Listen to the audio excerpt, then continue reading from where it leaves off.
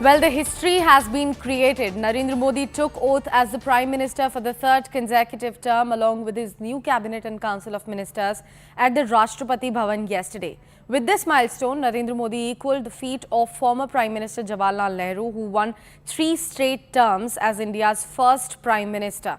During the oath-taking, Prime Minister Modi was followed immediately by top BJP leaders like Rajnath Singh, Amit Shah and Nitin Gadkari as the union cabinet ministers, and notably former BJP chief JP Nadda was also sworn in as the union cabinet minister yesterday. Among the allies, 11 have been sworn in as the ministers. The Modi 3.0 team will include 30 cabinet ministers, 5 ministers of state with independent charge and 36 ministers of state.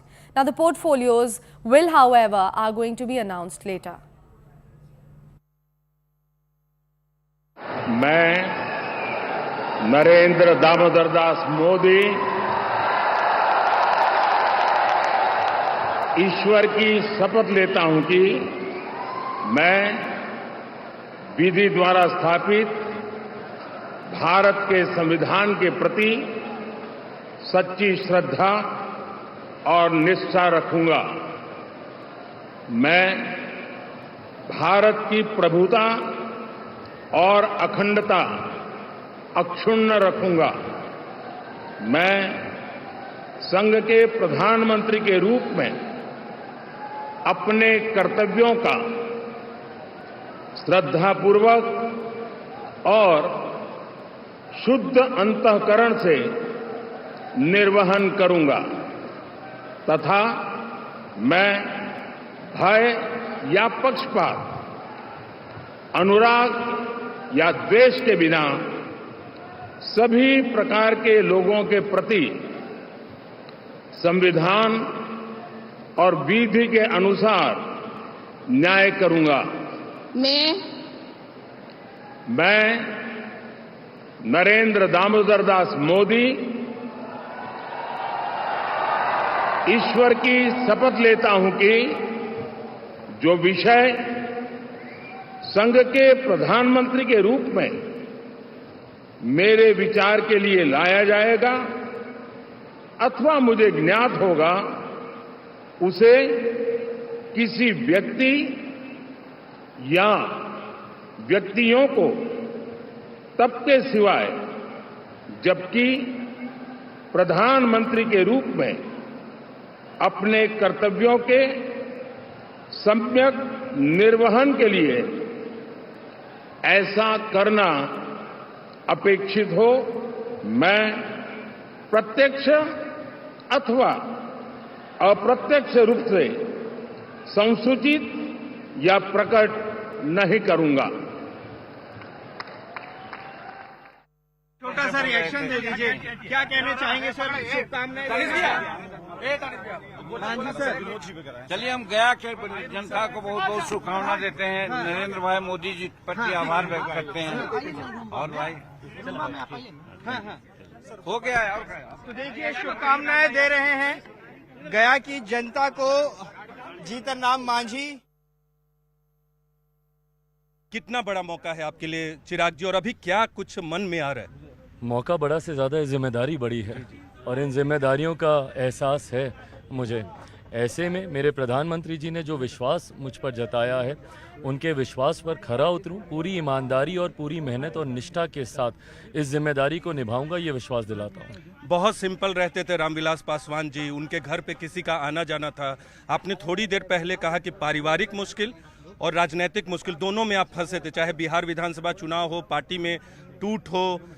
क्या वो चाहे आप किसी भी पद पे चले जाएं, कार्यकर्ताओं के लिए, पार्टी के लिए और परिवार के लिए चिराग पासवान अपने पिता की तरह ही रहेंगे अपने घर में या मंत्रालय में?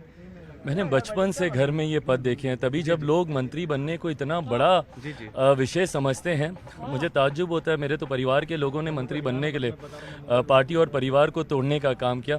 ऐसे में मैं जिस परिवार से आता हूं, मैंने मेरे नेता, मेरे पिता आदरणीय रामविलास पासवान जी को लगातार विभिन्न मंत्रालयों में मैंने देखा, बट कभी उनके अंदर अहंकार या इस बात को लेकर कोई उत्साह हो, ये नहीं, जिम्मेदारी का एहसास उन्होंने हमेशा रखा।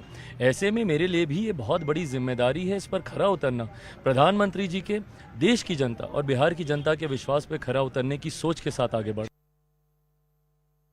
मैं धन्यवाद देना चाहता हूं प्रधानमंत्री जी को, जो भारतीय जनता पार्टी और प्रधानमंत्री जी ने मौका मुझे दिया है सेवा करने के लिए, मैं कृतज्ञ। विधानसभा में 163 सीट आई हैं, लोकसभा में 29 में से 29 सीट भारतीय जनता पार्टी का परचम लहराया है।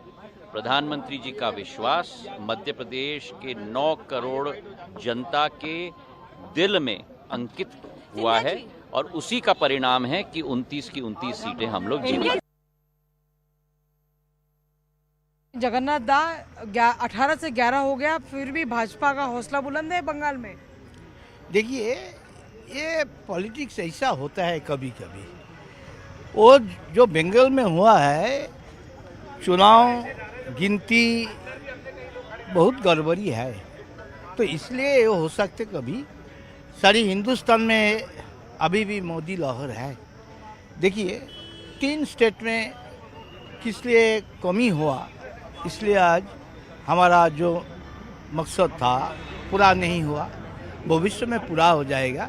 बंगाल से 2 मंत्री शपथ लिए हैं, हमारे सुकांतो मजूमदार ने शपथ लिया और शांतनु ठाकुर ने भी। कितना मायने रखता है बंगाल के लिए, खास करके कि बंगाल की जनता चाहती है कि मोदी सरकार उनके लिए कुछ काम करे? वो तो होना चाहिए। इस बात तो लोकसभा दिया 100 दिन में काम पूरा करना चाहिए, तो जल्दी काम करने के लिए तो वो टाइम दे दिया। इसका अंदर तो बहुत कुछ हो सकते, भविष्य में जल्दी काम होने वाला दिन आ रहा है। मोदी जी ने एक मैसेज दिया कि गरीबों की सरकार है और मिडिल क्लास के लिए काम करने वाली सरकार है, उस पर आपको क्या कहना है? देखिए, हाँ, मोदी जी खुद अपन ने और गरीब घर से उठा है, चाय बेचने वाला आदमी, तो इसलिए उनका पास पूरा पता है गरीब कैसे दुख में रहता है, इसलिए तो आवास योजना का प्लान लिया। आप बताइए, मोदी कैबिनेट में बहुत सारे मंत्री राजस्थान से भी आए, आपको लगता है कि मोदी सरकार अब गरीबों के लिए काम करेगी? मोदी सरकार पहले भी गरीबों के लिए काम कर रही थी, अब भी गरीबों के लिए काम करेगी और गरीबों की ही सरकार है। घनश्याम तिवारी जी, राजस्थान से भी 2-3 मंत्री आए, 2-3 सीटें भी हार गए वहाँ से, आपको क्या कहना है इस पे? देखिए, राजस्थान में हमने बहुत प्रयत्न किया, लेकिन कुछ जातीय समीकरण कारण से हमको थोड़ा नुकसान हुआ, लेकिन हमारे सारे मंत्री वापस आ गए हैं और हम जल्दी वापस इसको रिकवर करें।